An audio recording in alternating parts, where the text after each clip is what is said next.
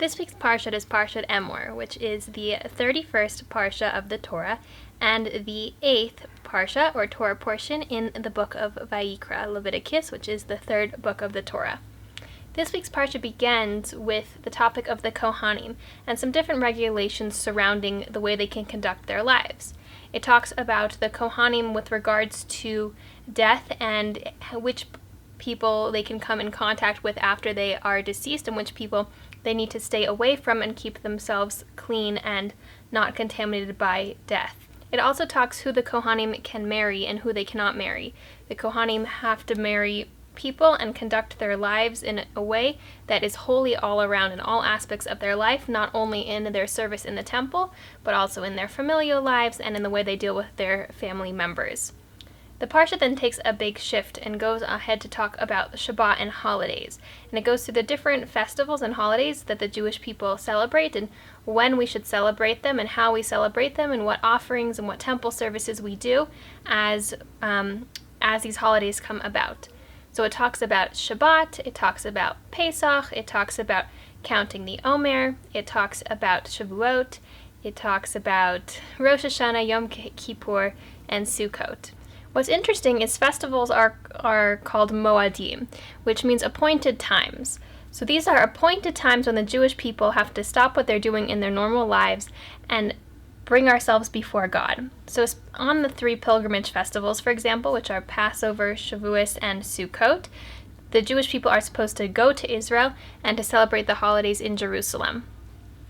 But all of these holidays are times when we take ourselves away from our work and we spend our time as if it was a Shabbat, without doing work, without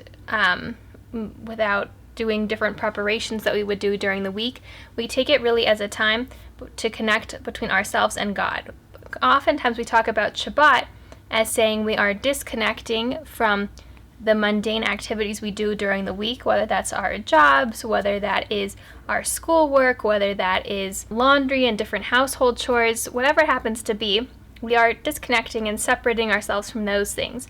And we're connecting to Hashem, and we're connecting to our family and the time that we have together and to learning and to growth.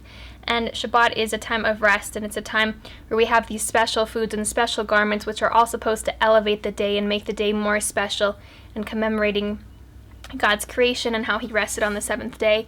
But it's the same thing with the holidays. With the holidays as well, we have all of these activities that we are removing ourselves from, and we are connecting ourselves to new things. And by having these appointed times, by having the Jewish calendar, I don't want to use the word forced in the sense of with a negative connotation, but it does push us to connect with God at a specific time when all of the other Jewish people in the world are also connecting to God during these times. And so it becomes a very auspicious and holy time when all of the Jewish people are focused on serving God and remembering what the holidays are about.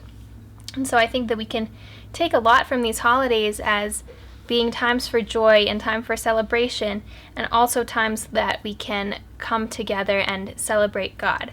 So the next holiday that right now we are in the process of counting the Omer, which is the 49-day period of time that we count between Passover and Shavuot, which is Passover is when God took us out of Egypt, and Shavuot, 49 days later, is when God gave the Jewish people the Torah.